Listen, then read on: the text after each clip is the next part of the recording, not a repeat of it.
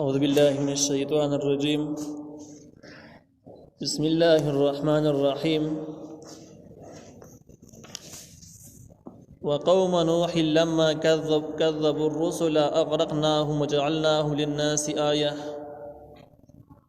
وأعتدنا للظالمين عذابا أليما. سورة الفرقان 37 نمبر آیت. دی 37 نمبر آیات کی تخویب دنیاوی ذکر کیږي د هغه خلکو د پاره د خپل پیغمبر نه منکري او د خپل پیغمبر تعلیمات باندې عمل نه کوي، دا غي قائل نه. مکه د پیغمبر د پیغمبري ثابتول د هغه په دلایل سره وشو. اوس کوم منکرین د هغه د پاره یې ذکر کیږي چې دا کوم کسانی نه مني دنیا کې د هم د عذاب په انتظار باندې اوسېږي، آخرت کې ول هم دردناک عذاب دی، منځ کې قبر دی، د قبر حالات هم خراب دي. الله تعالی دغه مسالې د ثابتولو لپاره وایي وقوم نوح او قوم د نوح علیه السلام لما كذبوا الرسل، هر کله چې نسبت د دروغو کو پیغمبرانو دروغجن وګڼل. دې ځکه کې مفسرین یو سوال نقل کړی دی چې د نوح علیه السلام قوم سره د نوح علیه السلام مخالفت کړي، د بل چا نه وکړي. او دې ځکه کې دا رسول جمع راوړل چې ټول پیغمبرانو مخالفت کړي دي. دغه دوه جوابونه، یو جواب دا دی چې یو پیغمبر نه انکار کول د سیدی کې ټول پیغمبرانو چې نه منلي، او باقي منل کار نه ورکي. او دوی مدارج د مخکینی پیغمبرانو چې کوم پیغمبرانو اصول د یو شان دي، عقیده او دعوت اخلاص د ټول یو شان دي. ته یو پیغمبر نه مانی نه بس د تپوي چې ټول پیغمبرانو اصول نه انکار وکوي مینه مان. الله تعالی اغرقناه من غرق له هوی غرق بڑو بو کې ډوبېدو ته ویل کېږي. دا بو کې ډوب شو، درې قلزم ډوب کړی دي.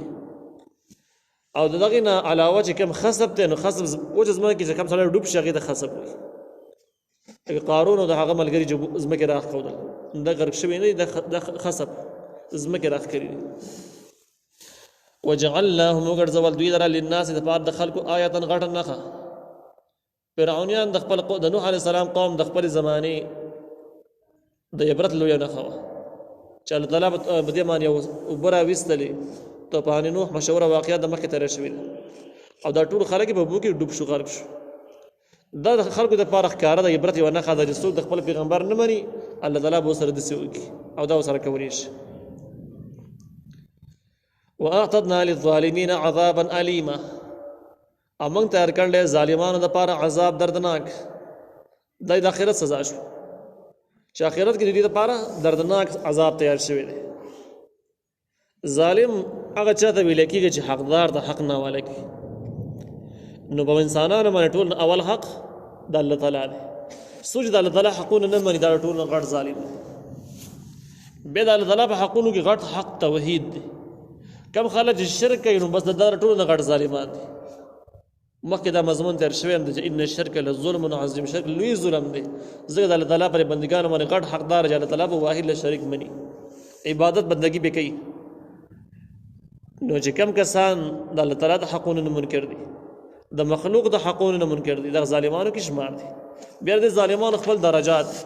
مشرک غټ ظالم دی او په شریعت باندې عمل نه کول دا دویم نمبر ظالم دی. نسبت په طریقه باندې دی خپل ترتیب دی. نو غټ ظالمان سو کې چې ظالمان خو ردی ظالمانو د پاره دردناک عذاب تیار شوی دی په آخرت کې. وعادا او عادیان وثمود او سمودیان واصحاب الرس او خواندان د کوی رس کچه کوی ته ویل کېږي چې داغه دا سر پوښ شوی نه. وقرونا او ډېرې پیړۍ بین ذالک د پمنس کې هغه هم خپل پیغمبرانو ته خپل پیغمبران د خپل زمانی نو منلي، الله تعالی هغه غر کړی دي، هلاک کړی دي. عادیان او سمودیان واقع ډېر مشهور دي، ځکه په ځای باندې تیر شوی دي. لیکن دریم نمبر په کې اصحاب الرس د کوی والا خلک. دا د کوی والا خلک سوکو دا چرته څنګه هلاک شو، پیغمبر وته سوکو. دا هغه واقعیا د چې په دې کې قرآن او حدیث صراحتا هیڅ نه دی ویلي، خاموش پاتې شوی دي. البته د اسرائیلی واقعیت ډېر مختلف دي چې دین څوک مراد دي، مختلف واقعیت پکې دي چې د کوی والا خلک سوکو. په دې کې یو قول مشهور قول دا دی کوم چې د ابن عباس رضی الله تعالی عنهما نه هم نقل دی او ځینې تاریخونو هم نغستلی دی چې د اصحاب الرس د کوی والا خلک در سمودیان یې وډله وه سمودیان نور هلاک شو یوه ډله دې پاتې شو یو ځای کې پاتې شو دا هلاک نه شو د یوې زمانې پورې دا مسلمانان او دوی د یو کوی سره بیا خوا کې بیا ژوند تېراوه یعنې کوی نه به اوبه استعمالولې عربو کې عام طور د اوبو خوري سهولیات نه وي نو یو ځای کې کوی و هغه کوی خوا ته به دوی ژوند تېراوه د کوی نه به اوبه استعمالولې او څاروي به ساتل هلته به وخت تېراوه نو داسې ووایه چې اصحاب الرس دا د سمودیانو یوه بله ډله ده چې دا ځان له هلاک شوي ده دوی ته پیغمبر څوک په کوم عذاب باندې هلاک شو دې باره کې صریح دلایل موجود نه دي لیکن قرآن دومره ویل چې کوی والا خلک هم هلاک شو په دې طریقه باندې وقرونا او ډېرې پیړۍ بین ذلک دې په منځ کې کثیرا ډېرې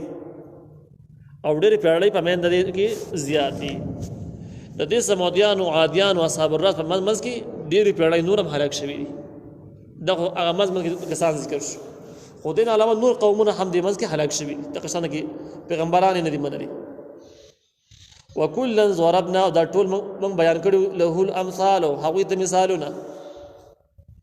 مثالونه د عبرت چې کوم دي د پوهولو د نصیحتونو چې کوم مثالونه هغه ټول ورته بیان شوي خو هغوی ونه منل وکلا تبرنا تدبیرا او دا ټول موږ هلاک کړي په هلاک کولو سره دا ټول قومونه دوی ته دین بیان شوی او د خپل دې ته پیغمبران راغلي دوی نه ومنلي او دې ته ښه وضاحت او نصیحت شوی خو دوی نه مانو دا ټول هلاک شو په عذابونو کې هلاک شو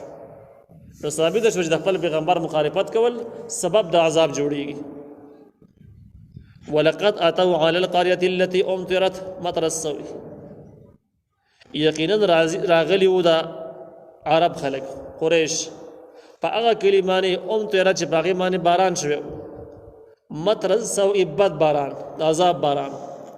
د دې نه مراد د لوط علیه السلام علاقه ده چې په هغې باندې ګټو باران شوی نو دوی چې کله شام ته به تجارت ته تلل نو په هغه علاقه باندې به تېرېدل هغه علاقه به یې لیدله هغه کاڼ او ډېري اوس هم موجود دي دغه ځای کې چې کوم دریاب بهیږي د لوط علیه السلام د قوم چې کوم ځای کې هلاک شوی دی هغې ته بحر میت وایي په دغې بخوا کې دغه بحر میت باندې د عذاب اثار اوس هم موجود دي په دې غونډو اوبو کې ژوندی سر یې نه وي میان پکې ژوندی نه پاتې کېږي که د بل ځای کې نه څه میان سندخان راوړي وروایي چې په وري مړه کېږي ژوندی نه پایي هغه د عذاب اثار پکې اوس هم موجود دي نبی علیه السلام صحابه کرامو ته ویل چې کله په دې کلي باندې تېرېږئ دلته به ایسارېږئ تیز به ځئ او ایسارېږئ به نو په دې کلي کې د الله تعالی د قهر د غضب علامات اوس هم موجود دي نو دغه عرب خلک به د شام ته تجارت لپاره به چې کله تلل نو به دغه لوط علیه السلام به دغه علاقه باندې به تېرېدل الله تعالی وایي افلم یکونوا یرونها آیا نو دا خلک چې لیدلي وي دغه نښې بلکې هغه نښې لیدلي هغه بحر ښکارېدو هغه د ګټو ډېري اوس هم موجود دي ښکارېدل بل کانوا لا یرجون نشوره بلکې و دوی چې امید نه لرو د دوباره ژوندون په دې ځای کې الله تعالی دوی د ګمراهۍ هغه بنیادي سبب ذکر کړی دی چې داسې نه ده چې دوی د عذابونو علامات نه دي لیدلي د الله تعالی د قهر اندازې نه دي لیدلي داسې نه ده هغه ځایونه خو دوی لیدلي دي خبره بله ده اصل کې دوی ته دوباره ژوندون قایل نه دي د قیامت نه دي قایل څوک دوباره ژوندون قایل نه وي د قیامت نه قایل دغه خیال داسې چې الله تعالی د انسان هسې عبث پیدا کړلی نه یې څه موارث لري او نه به دوباره ژوندی کېږي او نه به یې تپوس کېږي نو چې بیا په دې منځونو کې کوم عذابونه راځي نو هغه خیال دا چې دا هسې اتفاقي حادثې وي دا عذاب نه و د ګناهونو ثمره نه وه بلکې دا اتفاقي حادثه وه نو چې کله د الله تعالی عذاب اتفاقي حادثه وګڼي نو بیا دې کس زړه د ایمان نه کوزېږي دې کې د الله تعالی یاره نه را پیدا کېږي نو دغه خلک چې کوم دي عرب هم دغه شانته کې وو داسې نه وه چې الله تعالی عذابونه لیدلي نه وو او په دې پوهېدل نه دا هر څه ورته معلوم خو خبره دا وه چې د دوباره ژوندون قایل نه و نو د حساب کتاب قایل نه شو او چې کله د حساب کتاب قایل نه شو نو خیال یې دا چې انسان الله تعالی عبث بې فایدې پیدا کړلی هېڅ مقصد یې نشته نو په دغه طریقه باندې د عذابونو ته به یې اتفاقي حادثې ویلې او دا به یې عذابونه نه ګڼل وإذا رأوك إن يتخذونك إلا هزوا او وإذا رأوك هر کله چې وایي تعالی ای پیغمبره ان يتخذونك دوی نه نیسي تعالی الا هزوا بغیر د ټوکو نه تا پورې ټوکې شروع کړي دا د کافرانو د باغیانو خلکو علامات ذکر کېږي کم چې د آخرت قایل نه کم چې انسان بې فایدې عبث شی ګاڼو د الله تعالی عذابونه اتفاقي حادثې ګڼلې نو دغه خلکو به د نبي علیه السلام به چې کله مورې د ملنډې به شروع کړي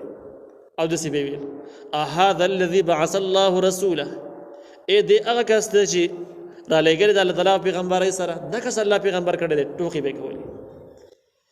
د دې ټوکو خلاصه دا ده چې دوی به دسی ویل چې الله تعالی ته واقع دسی منظور یې چې د انسانانو د یو خاص دین پابند شي او د دې دین باره کې الله تعالی تاسو کې دوباره بجوند کیږي دا خبره رښتیا ای او د پیغمبري څه شي نو بیا خو پکار دا و چې الله تعالی یو غړ سرداري پیغمبر کړي وي یو مالدار سړی پیغمبر کړي وي دا غریب سړی پیغمبر کاو دا څنګه کېدی شي نو بلې طریقه به مزاح کاو چې د نبی رسول الله هغه غربت ور به مزاح کاو چې دومره غریب سړی پیغمبر جوړېدل دا ویل نه کېدو خبرې دي ان کاد لا یذلنا عن الهتنا یقینا دا نږدې او چې خامخه موږ هم گمراه کړي وي عن الهتنا د خپل خدایانو دای بل ناروا دوی دا دعوه کوله چې د بوتانو عبادت د هدایت ته سملار ده او دا بوتان پر خودل د گمراهی ده نعوذ بالله دعوی داش پیغمبر گمراه دی په خپل باندې موږ هم گمراه کوي او دویم به الفاظو کې دا جمله دا مضمون ثابتول چې په خبرو کې اثر موجود دی پیغمبر په خبرو کې اثر دی جادو پکې دی نو هغه اثر د جادو د وجنه په خپل خو گمراه دی خو نږدې و چې موږ هم گمراه کړي وي د بت پرستۍ نه اړولې وي نو الله تعالی و ان کادا یقینا نږدې و لا یذلنا چې موږ هم گمراه کړي وي عن الهتنا د خپل خدایانو نه مراد دې بوتان لولا ان صبرنا عليها کوم په صبر نه وکړي کوم د خپل بوتانو ټینګ شوی نه نو قابو موږ هم خطا کړو دا د کافرانو دعوا اخو مضمون د الله تعالی طرفه دی الله تعالی وسوف يعلمون او زاد خبر بشي حين يرون العذاب فاغه وخت دی ویني عذاب د بیمانه او د بيدنه چې کوم عذابونه دي هغه په خپل سترګ باندې ویني به خبر شي چې من ازول السبيل سودر گمراه دي د خپل لارې نه